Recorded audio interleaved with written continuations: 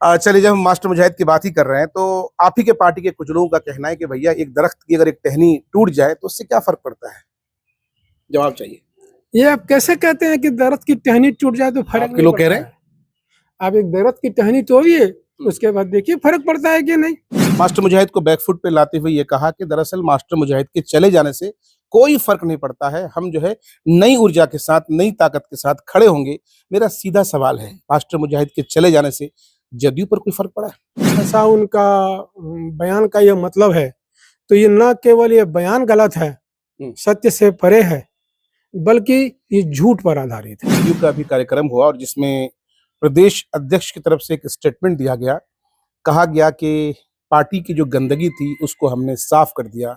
Media के लोग, विपक्ष के लोग, मैक्सिमम लोग कयास लगा रहे हैं कि दरअसल उनका इशारा मास्टर मुजाहिद की तरफ था। मास्टर मुजाहिद साहब अपने आप में एक शख्सियत हैं, अपने आप में एक ताकत है। मास्टर मुजाहिद साहब जिस कदम पर कदम रखते हैं वहाँ लोग ऑटोमेटिक उनके साथ जुटते हैं। मास्टर मुजाहिद साहब के आने से जनता दल यू यहाँ मजबूत हुआ था। ठीक है कि आज मास्टर मुजाहिद साहब ने पार्टी को छोड़ा है, उनको पार्टी से निष्कासित नहीं किया गया है। मुजाहिद साहब का पार्टी छोड़ना किस हद तक, कितने हद तक जो है सही है? सही फैसला है, गलत फैसला है, क्या मानते हैं? अस्सलाम वालेकुम, नमस्कार, आदाब। मैं हूं निहाल अख्तर प्यामी और आप देख रहे हैं गांव मोहल्ला। साथियों, हमारे साथ इस वक्त मौजूद हैं अनूप त्रिपाठी जी। किसी तारीफ के मोहताज नहीं है, अंचल अधिकारी रह चुके हैं, लेकिन पॉलिटिक्स में भी इनका काफी ज्यादा जो है वर्चस्व रहा है। जी हाँ, अब भी जदयू में है और माननीय पूर्व विधायक मास्टर मुजाहिद साहब के बेहद चहीते हैं।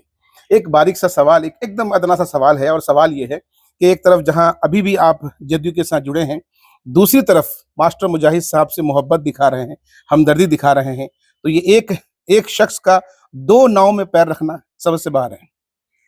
मास्टर मुजाहिद साहब हमारे अजीज हैं जी। उनकी राजनीतिक विचारधारा, उनके साथ काम करने का एक अलग तजर्बा है, एक अलग मजा है। उनसे मैं आज ही नहीं, बहुत दिनों से उनको जानता हूँ, इसलिए मास्टर मुजाहिद साहब के आदर्शों, उनके कार्य प्रणाली से पूरी तरीके से न केवल परिचित हूँ बल्कि उन पर विश्वास रखता हूँ। एक प्रशासनिक अधिकारी का पॉलिटिक्स में जुड़ना ये कैसे संभव हुआ? प्रशासनिक अधिकारी पहले मैं था, अब मैं सेवानिवृत्त हूँ। और आदमी प्रशासन में रहे या सामाजिक जीवन में, उसकी अपनी एक राजनीतिक विचारधारा होती है, उसका एक राजनीतिक गोल होता है, उसके कुछ आदर्श होते हैं जिनके लिए वो प्रशासन में रहता है, नौकरी में रहता है, तभी भी कार्य करता है। और उन्हीं उद्देश्यों में, जो उन उद्देश्यों को पूरा करने की कोशिश आदमी उस समय करता है, उन्हीं को अभी भी पाने के लिए, उन्हीं आदर्शों के लिए अपनी सेवा भाव से, अपने इच्छा से कुछ और ज्यादा करने की इच्छा रहती है। इसलिए मैं राजनीतिक दल को और हमारे राजनीतिक दल के जो मुख्य हमारे समर्थी हैं, प्रशस्त मार्गदर्शक हैं श्री मास्टर मुजाहिद साहब, मैं उनके साथ जुड़ा। बिहार के डीजीपी रहे गुप्तेश्वर पांडे जी, उन्होंने, उनके बारे में कहा गया कि नीतीश कुमार की पार्टी से जुड़कर सियासत करेंगे, लेकिन जब वो रिटायर्ड हुए तो उन्होंने जो है साहब धर्म कर्म के काम को किया और आज जो है साक्षात एक जो है जो धर्म का काम कर रहे हैं और धर्म की बढ़ावा का काम कर रहे हैं। सबसे पहले सबकी अपनी इच्छा। यदि आपने डीजीपी साहब का जिक्र किया है तो उनको जानने वाले उनको भी जानते हैं। क्या मतलब हुआ इसका? इसका कोई मतलब नहीं, इसका मतलब ये है कि उनका भी एक लंबा प्रशासनिक राजनीतिक करियर रहा है। वो लंबे समय तक उच्च पदस्थ पदों पर रहे हैं और राजनीति में आने के बाद जब उन्हें हो सकता है उन्हें कुछ अजीब सा लगा हो, तो उन्होंने धार्मिक समन्वयक, धर्मगुरु का रोल निभाना ज्यादा उचित समझा और वो पथ प्रदर्शक, उपदेशक के रूप में चले गए। ये उनकी इच्छा। अभी मैं ये समझता हूँ कि बिल्कुल धार्मिक उपदेशक के रूप में जाने से अच्छा है कि समाज के गरीब गुबड़े, समाज के वंचित, समाज के जो भी निर्डी हो, जिनकी हम थोड़ी भी सेवा कर सकें या उनके मदद में एक भी हाथ बढ़ा सके, एक कदम भी चल सके, यही उनकी सेवा है। यदि मेरे से यही संभव हो सका तो इसके लिए मैं अपने आप को धन्य समझूंगा। एक बहुत ही अहम सवाल है, जदयू का भी कार्यक्रम हुआ और जिसमें प्रदेश अध्यक्ष की तरफ से एक स्टेटमेंट दिया गया। कहा गया कि पार्टी की जो गंदगी थी उसको हमने साफ कर दिया। मीडिया के लोग, विपक्ष के लोग, मैक्सिमम लोग कयास लगा रहे हैं कि दरअसल उनका इशारा मास्टर मुजाहिद की तरफ था। यदि ऐसा सवाल है, ऐसा उनका इच्छा है या ऐसा उनका बयान का ये मतलब है, तो ये न केवल ये बयान गलत है, सत्य से परे है, बल्कि ये झूठ पर आधारित है। ध्यान रहे, प्रदेश अध्यक्ष की मुखालिफत कर रहे हैं आप। सीधी सी बात है, यदि आप सच्चाई का समर्थन नहीं करेंगे, यदि आप सच को सच बोलने से परहेज करेंगे, तो आप सच्चाई का साथ नहीं दे रहे हैं। यदि मास्टर मुजाहिद साहब ने, जब तक हम लोग उनको जानते हैं, जैसा जानते हैं, वो आज से राजनीति में नहीं है, उन्होंने विभिन्न पदों पर विधानसभा के सदस्य रहे हैं और सदस्य के इलेक्शन के हार जाने के बावजूद भी वो सक्रिय राजनीति में एक स्तंभ की जैसा, एक मार्गदर्शक के जैसा वो खड़े हैं। वो आज भी हजारों लोगों की सेवा, हजारों लोगों की खिदमत कर रहे हैं। लेकिन जैसे ही मास्टर मुजाहिद ने जदयू का दामन छोड़ा, नए नए चेहरा नजर आए और मास्टर मुजाहिद को बैकफुट पे लाते हुए ये कहा कि दरअसल मास्टर मुजाहिद के चले जाने से कोई फर्क नहीं पड़ता है, हम जो है नई ऊर्जा के साथ, नई ताकत के साथ खड़े होंगे। मेरा सीधा सवाल है, मास्टर मुजाहिद के चले जाने से जदयू पर कोई फर्क पड़ा है? मास्टर मुजाहिद साहब के चले जाने से फर्क यही पड़ेगा कि जदयू कमजोर होगी। मास्टर मुजाहिद साहब अपने आप में एक शख्सियत हैं, अपने आप में एक ताकत है। मास्टर मुजाहिद साहब जिस कदम पर कदम रखते हैं, वहाँ लोग ऑटोमेटिक उनके साथ जुटते हैं।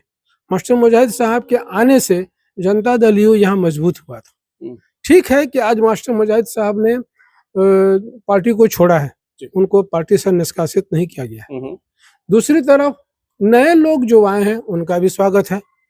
हर कदम पर, हर मोड़ पर नए लोग जुटते हैं। उनके जुटने से संगठन मजबूत होता है, कमजोर नहीं होता।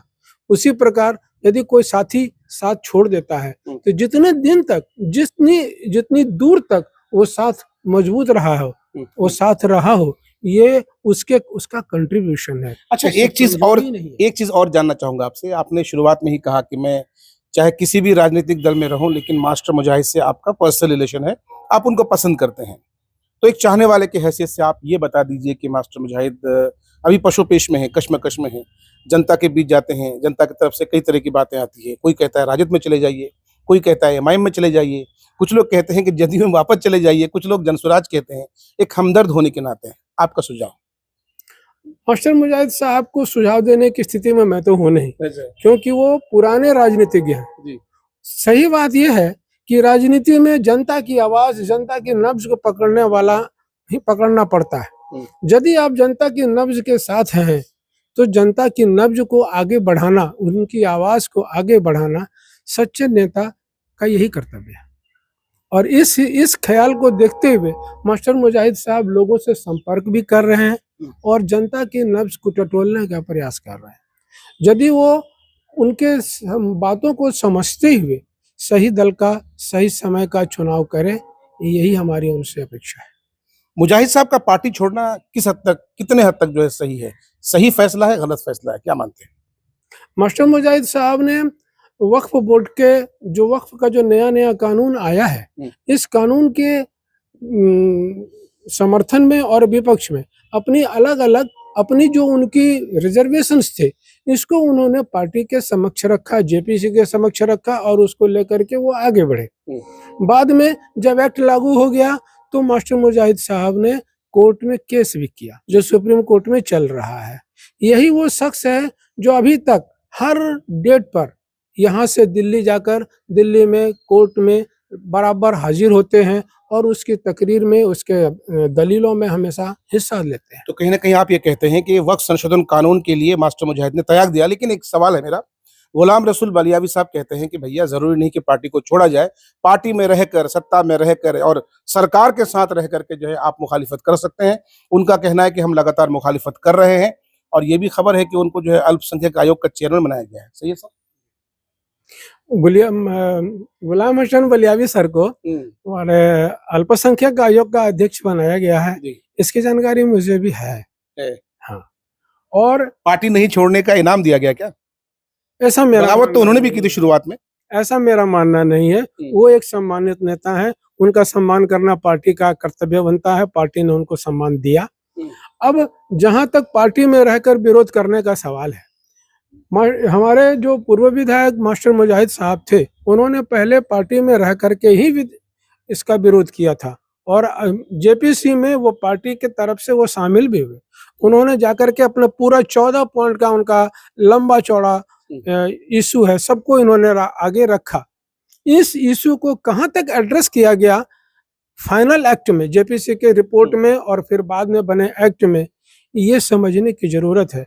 और यही जब हम देखते हैं तो हमको समझ में आता है कि उनको एक्ट के विरुद्ध में सुप्रीम कोर्ट भी जाना पड़ा और आज सुप्रीम कोर्ट में भी अपने इस एक्ट के विरुद्ध में अपने केस को शिद्दत से लड़ रहे हैं। चलिए, जब हम मास्टर मुजाहिद की बात ही कर रहे हैं तो आप ही के पार्टी के कुछ लोगों का कहना है कि भैया एक दरख्त की अगर एक टहनी टूट जाए तो उससे क्या फर्क पड़ता है? जवाब चाहिए। ये आप कैसे कहते हैं कि दरख्त की टहनी टूट जाए तो फर्क नहीं लोग कह पड़ता रहे हैं। है? आप एक दरख्त की टहनी तोड़िए, उसके बाद देखिए फर्क पड़ता है कि नहीं। फर्क पड़ता है, फर्क पड़ता है और नेचुरल फर्क पड़ता है। यदि आप पेड़ का तना काट देंगे और कहेंगे कि फर्क नहीं पड़ेगा, पेड़ उगेगा, वहीं से उगेगा, नई शाखाएं निकलेंगी, लेकिन नई शाखाएं पुरानी शाखाओं जितनी मजबूत नहीं होंगी, फिर उनको मजबूत होने में एक लंबा वक्त लगेगा। बहुत बड़ी बात इन्होंने कही, बहुत बड़ी बात कही, और समझदार के लिए इशारा ही काफी है। इस वीडियो में इतना ही। वीडियो को फेसबुक पर देख रहे हैं तो जाने से पहले एक अच्छा सा कमेंट लिख जाइएगा और चैनल को जो है फॉलो कर लीजिएगा और यूट्यूब पे चैनल को सब्सक्राइब कर लीजिएगा। अल्लाह हाफिज।